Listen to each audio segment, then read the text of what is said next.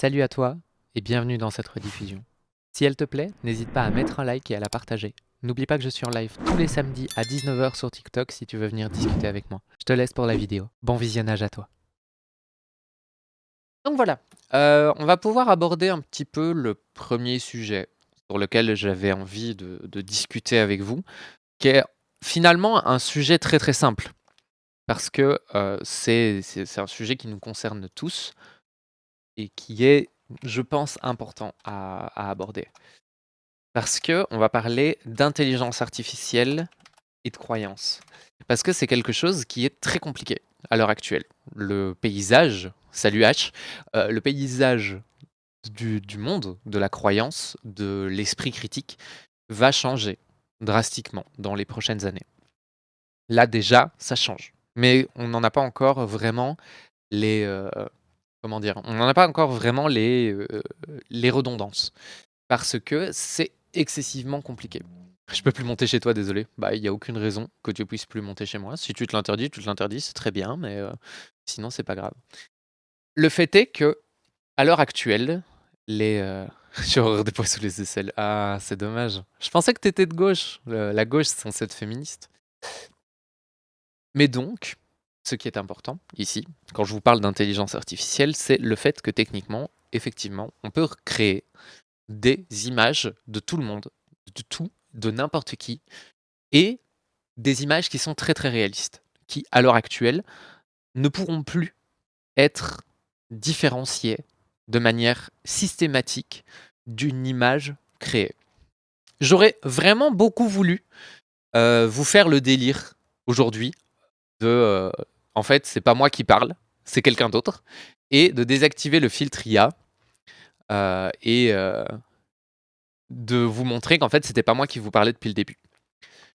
J'aurais rêvé de pouvoir faire ça, mais j'ai pas pris le temps de le faire. Je prendrai probablement le temps de le faire un autre jour, et vous vous en rendrez même pas compte.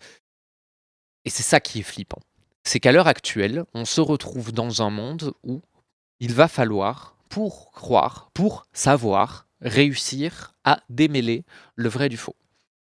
Et en fait, on va se rendre compte que depuis le début, nous qui luttons pour plus d'esprit critique contre les dogmes religieux, on est là en fait pour réussir à affûter votre esprit critique correctement. L'objectif d'affûter votre esprit critique correctement, c'est notamment pour que vous puissiez, comment dire, vous prémunir de ce genre de choses.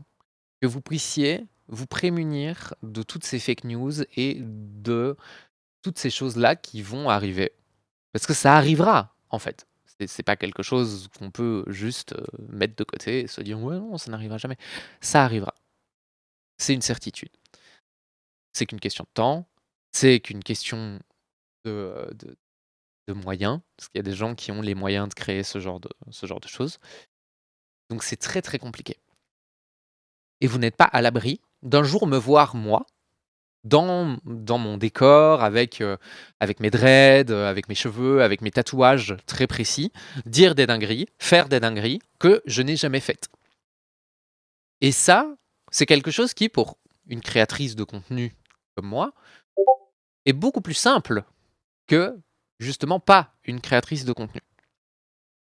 Je suis désolé, je vais mettre je vais juste mettre ceci en silencieux parce que sinon on va jamais, jamais, jamais y arriver. Hop là, prendre le salon muet pendant les 8 prochaines heures. Et donc, vous n'êtes pas à l'abri de voir des choses graves sortir de ma bouche. Non pas que je les dise pour de vrai, mais que des gens mal intentionnés reprendraient mon visage, reprendraient ma voix, reprendraient mon décor pour me faire dire des dingueries et vous faire croire que je dis des dingueries. Donc, c'est intéressant que de vous en parler, en fait, tout simplement. Que vous puissiez vous dire, ok, bon, à partir de maintenant, je vais quand même utiliser mon esprit critique le plus possible pour savoir comment, comment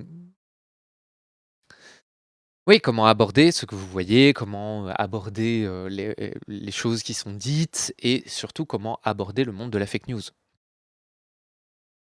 tout simplement. Babso, tu la seule du collectif, beaucoup investi qui a que 3 000 abonnés. Mais je m'en fous. Je fais pas ça pour les abonnés, je fais ça pour vous transmettre de l'esprit critique. Parce que je pense, sincèrement, que là, maintenant, à l'heure actuelle, l'esprit critique va vraiment devenir la chose la plus importante à développer pour se forger une opinion sur le monde. Et se forger une opinion sur le monde, ça part de douter de la majorité des choses, mais surtout réfléchir à comment on fait pour, au bout d'un moment, arrêter de juste suspendre son jugement.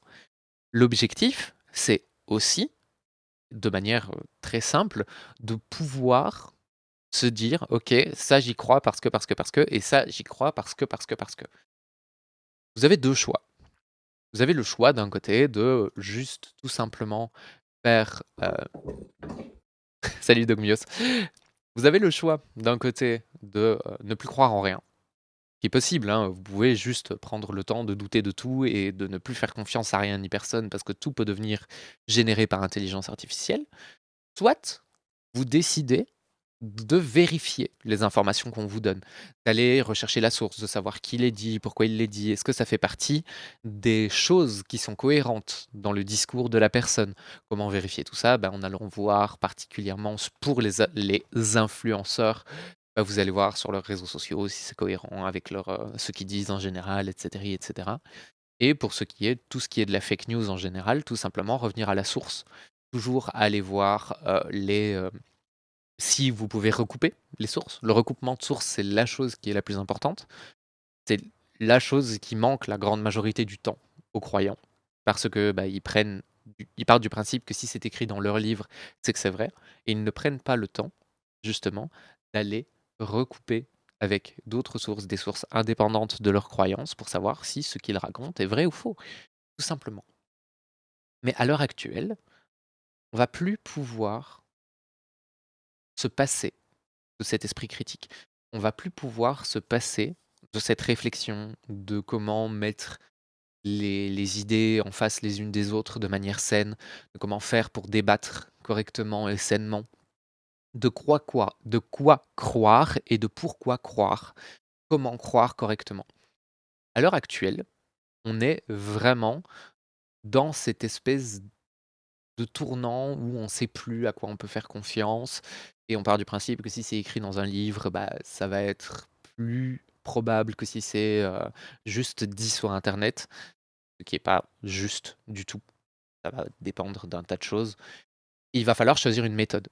Une méthode pour choisir quelles sont justement les bonnes méthodes pour ancrer des connaissances dans sa tête. Faire la différence entre une connaissance, une croyance et réussir à faire surtout les différences entre des faits et des opinions. Parce qu'il y a des choses qui sont factuelles et donc vérifiables et il y a des choses qui sont juste des opinions. Et ça, en l'occurrence, juste une opinion, c'est compliqué. On peut pas prouver une opinion, on peut prouver un fait, on peut baser son opinion sur des faits, mais en l'occurrence, quand vous me dites la Terre est plate, ça c'est factuel. Factuellement faux, mais c'est factuel. Au moins, on peut en débattre. On peut apporter des preuves, on peut apporter des raisonnements, on peut réfléchir, on peut avancer, on peut commencer justement à remettre les faits au centre du débat. Et c'est ça qui est important. Parce que, à l'heure actuelle, il va falloir de plus en plus, que ça vous plaise ou non, utiliser votre cerveau. Utiliser votre esprit critique. Réfléchir à pourquoi vous faites les choses, comment vous faites les choses, pourquoi vous croyez, comment vous croyez, et surtout, surtout, surtout, arrêter d'être arrogant et de croire que vous détenez la vérité.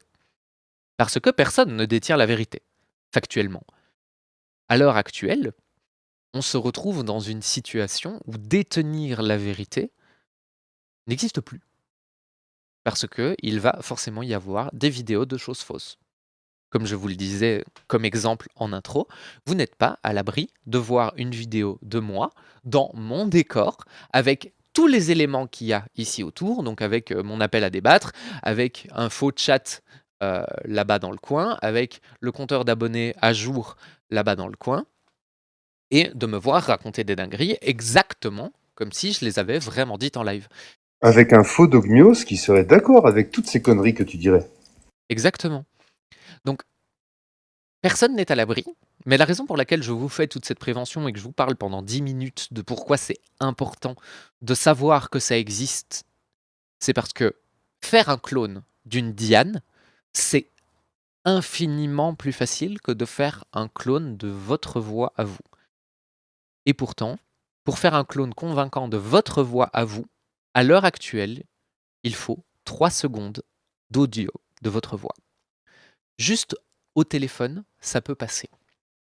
Donc faites attention à vous. Faites attention à la manière dont vous diffusez vos informations sur internet et surtout, prévenez, prévenez les gens. Parce que c'est la seule manière qu'on a de réussir à endiguer ce phénomène, c'est de remettre l'esprit critique au centre de la manière dont on aborde l'information en général. Pas juste l'information sur internet. Parce que l'information sur internet, c'est déjà quelque chose de très différent que l'information dans la vie de tous les jours. Mais aujourd'hui, on acquiert la grande majorité des informations sur internet. Votre premier réflexe quand vous ne comprenez pas quelque chose, pour la majorité d'entre vous, c'est de faire une recherche Google. Pour les plus jeunes d'entre vous, c'est de faire une recherche ChatGPT. Mais à l'heure actuelle, ChatGPT, il est connecté à Internet. Donc lui-même va faire une recherche sur Internet. Et à l'heure actuelle, il n'y a pas plus bel outil qu'un ChatGPT, qu'un Claude.ai, qu'un Gemini, qu'un Perplexity pour créer des fake news en masse et les faire croire aux gens qui sont, qui sont à la recherche justement de vraies informations. Donc, tout ça pour vous dire que vous n'êtes pas à l'abri de voir popper à gauche et à droite des tas de vidéos fausses et que vous n'êtes surtout pas à l'abri de déguiser votre esprit critique. Parce que si vous ne le faites pas, vous allez vous faire avoir. Et même si vous le faites, vous allez vous faire avoir. Donc il va falloir apprendre à admettre que vous avez tort. Il va falloir apprendre à admettre que vous vous trompez. Il va falloir apprendre à admettre que parfois, même si on est persuadé de détenir la vérité, on ne la détient pas du tout. Et que c'est pas grave en fait de se tromper. C'est important de prendre le temps de savoir qu'on a tort, pourquoi on a tort. Et de se dire que oui, parfois on a construit toute sa vie autour de quelque chose, comme un dogme par exemple, et qu'en fait ce dogme, il est factuellement faux. Parce qu'il y a des faits qui devraient être vérifiables dans votre dogme, quel que soit votre dogme, qui sont en fait factuellement faux. Et des prétendus miracles comme ça, il y en a dans les 3 grandes religions abrahamiques, mais il y en a aussi dans des religions un peu moins mainstream. Dans le réalisme, il y a des choses qui devraient être typiquement facilement vérifiables et qui pour autant ne le sont pas du tout. Tout simplement. Et pourtant, ça n'empêche pas les gens de croire. Et on croit tous en des choses fausses. On croit tous en des choses qui sont dangereuses pour la société. Et c'est pour ça qu'il faut apprendre à avoir tort. Apprendre à accepter qu'on s'est fait berner, apprendre à accepter que tout ce qu'on voit ne fait pas foi, apprendre à accepter qu'en fait on a accès à l'information. Et que c'est pas parce qu'on a accès à une information qu'elle est vraie. Surtout à l'heure de l'intelligence artificielle. Donc croisez vos sources, essayez de faire un travail un tout petit peu journalistique. Heu, Ce serait trop compliqué ici de vous l'expliquer en impro, parce qu'en fait, pour être tout à fait honnête avec vous, j'ai vu, quelques vidéos là-dessus, ces derniers temps, particulièrement, les derniers jours en fait, et je me suis dit qu'il était important que je vous en parle et que je vous en parle entre très gros guillemets «au plus vite», mais je prendrai le temps de faire pas un vrai format parce que ce serait un mensonge, mais au moins de vous écrire un édito que je puisse reposter sur ma chaîne principale et que vous puissiez voir et que vous puissiez éventuellement, repartager avec 2-3 tips de comment que c'est qu'on fait pour vérifier une information quand on la croise sur internet. Il y a quelque chose que je ressors assez régulièrement dans les débats, si vous me suivez, parmi tous les débats par lesquels je passe, C'est la fameuse règle des 7 fois en marketing. Il faut savoir que l'être humain est sensible à la répétition, très sensible à la répétition. Quand vous allez entendre une connerie une fois, elle va pas rentrer dans votre tête, sauf si elle valide déjà une de vos croyances préexistantes. Mais même si la connerie que vous entendez est fondamentalement contre tout ce que vous croyez, plus vous allez l'entendre, plus vous allez la considérer comme acceptable, plus vous allez la considérer comme vraie ou comme potentiellement vraie. Ça va commencer à créer une fissure dans votre vision de la réalité. Et donc, à l'heure actuelle, l'intelligence artificielle étant une manne à créer du contenu facilement, moi qui fais des miniatures dans tous les sens pour réussir à vous faire passer une émotion et à vous donner envie de cliquer sur mes vidéos, chose qui a toujours été bloquante par rapport à moi, parce que je suis sur Internet depuis presque 15 ans maintenant, putain ça date. Et le truc qui m'a toujours fait le plus chier, c'était de créer des miniatures. J'ai toujours été très, très, très créative, mais la création de miniatures, c'est toujours quelque chose qui a été compliqué pour moi parce que bah, j'ai jamais facilement dessiné, j'ai jamais été une grande illustratrice ou une grande dessinatrice. Moi, je suis toujours au bonhomme bâton, hein, donc c'est une catastrophe. Mais à l'heure actuelle, il me suffit de faire une photo, d'avoir une bonne idée, de faire un beau texte, et là, pouf, vous avez une miniature qui se fait quasiment toute seule. Donc, c'est devenu simple à l'heure actuelle. Et moi, je l'utilise juste pour un truc qui est anodin. Mais dites-vous qu'il y a des comptes qui sont dédiés à vous faire passer des fausses informations. C'est leur objectif. Ils ne veulent rien d'autre que de vous fournir des fausses informations pour fissurer votre vision du réel. Parce que ça vous rend plus manipulable, parce que ça permet de faire de l'ingérence internationale, parce que ça permet tout simplement d'influencer votre vote, parce que vous êtes des personnes qui vivent dans une démocratie, et donc le fait de vous faire gober des fake news va vous faire forcément réfléchir de manière différente, et donc vous influencer à soit croire des conneries, soit évidemment vous faire voter pas dans un extrême ou dans un autre, en jouant sur votre petit mécanisme de la peur, parce que c'est encore ce qui marche le mieux. Et tout cela, j'aimerais vous dire que ce soit juste une théorie du complot. J'aimerais juste vous expliquer que ce que je suis en train de vous expliquer là, c'est dans le but de vous faire flipper et justement de vous manipuler en faisant du pathos et en le prenant par les émotions. Mais c'est pas ça que je veux faire. Ce que je veux faire, c'est vous inviter à être prudent. Ce que je veux faire, c'est vous inviter à vérifier quand il y a des gens qui vous disent des choses. N'importe quoi, en fait. Réfléchissez, pensez, essayez d'apprendre le fonctionnement du cerveau humain, de savoir quels sont les biais psychologiques auxquels vous êtes forcément